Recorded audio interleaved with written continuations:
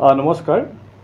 পোনপ্ৰথমে মই আমাৰ অতি মৰমৰ অতি আপোন হিয়াৰ আমঠু জুবিন গাৰ্গ ডাঙৰীয়া প্ৰয়াত হোৱাত আমি অতি মৰ্মাহত আৰু তেখেতৰ প্ৰতি গভীৰ শ্ৰদ্ধাঞ্জলি জ্ঞাপন কৰিছোঁ। আপোনালোকে যিটো প্ৰশ্ন কৰিছে যে অসম কৃষি বিশ্ববিদ্যালয়ৰ কিছু জমি মাটি তেখেতৰ সমাধিস্থলৰ নিৰ্মাণৰ কাৰণে আগবঢ়াইছে নেকি? ইতিমধ্যে আমি আজি পুৱা এখন শোকসভাত আমাৰ বিশ্ববিদ্যালয়ৰ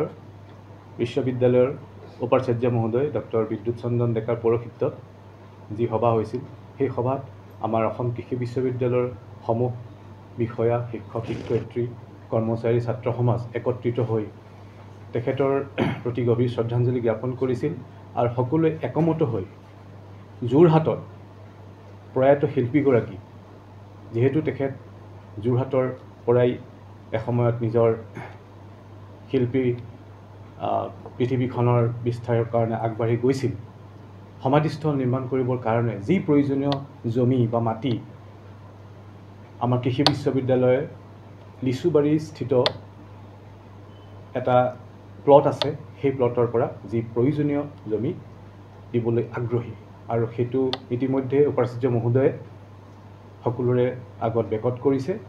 আৰু ইতিমধ্যে আপোনালোকে জানে যে সেই জমিটো আমি কৃষি বিশ্ববিদ্যালয় কৃষক সমাজৰ কাৰণেও বা আমাৰ বিশ্ববিদ্যালয়ৰ উৎপাদিত সামগ্ৰীৰ কাৰণে এক মাৰ্কেট বা তাত বিভিন্ন ধৰণৰ বস্তু সামগ্ৰী বিক্ৰী কৰিবৰ কাৰণে আমি প্লেন কৰিছিলোঁ, পৰিকল্পনা কৰিছিলোঁ। গতিকে সেই জমিত তাৰে কিছু অংশত প্ৰয়োজনীয়ভাৱে যদি অসম চৰকাৰে ভাবে ফিট হয় বুলি ভাবে, তেতিয়াহ'লে সেই জমি আমি দিয়াত আগ্ৰহী। কিমান কথা আছে মাটি তাত 4 বিঘা লোচা আছে আৰু সেই জমিত অসম কৃষি বিশ্ববিদ্যালয়ৰ পঞ্জীয়কৰ বাসগৃহ আছিল এসময়ত, যদিও সেইটো পৰিত্যক্ত হয়, সেইটো এতিয়া নাই। গতিকে সেই মাটি এতিয়া বৰ্তমান এনেই পৰি আছিলে, কিন্তু আমি যিটো ইতিমধ্যে আপোনালোকক কৈছোঁ যে পৰিকল্পনা আমি কৰি ৰাখিছিলোঁ যে এখন আমি মাৰ্কেট নিৰ্মাণ কৰিবৰ কাৰণে।